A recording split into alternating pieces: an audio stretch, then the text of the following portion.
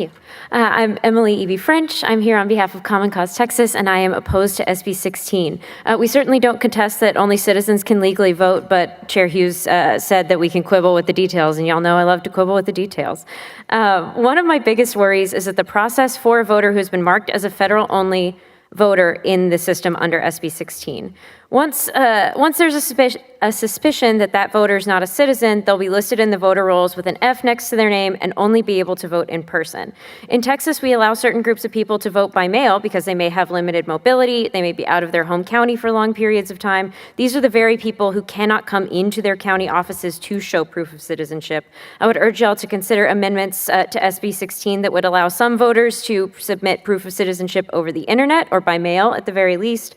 Inability to come into a county elections office shouldn't disqualify an eligible voter.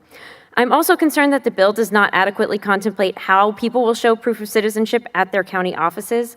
This bill would go into effect on September 1st, 2025. The Secretary of State's office would then have 91 days to audit 18.6 million currently registered voters for citizenship. Counties would then have only 78 days after that to receive proof of citizenship from every flagged voter in their county before early voting begins in the 2026 primary.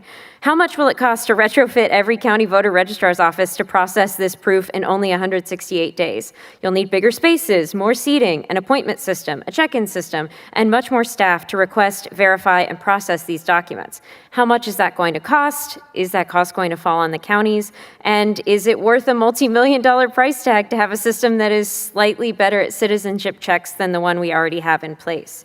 Early in my career, I got to drive around this state and talk to homeless youth in Texas for a policy report. Many of them came up through the foster care system, and they didn't have these proof of citizenship documents because they were lost by a foster family, a couple foster families back, or by a system that they were thrown into. I'm always happy to quibble about details, but I'm worried about the human cost too, and oppose SB16 on those grounds. Thank you.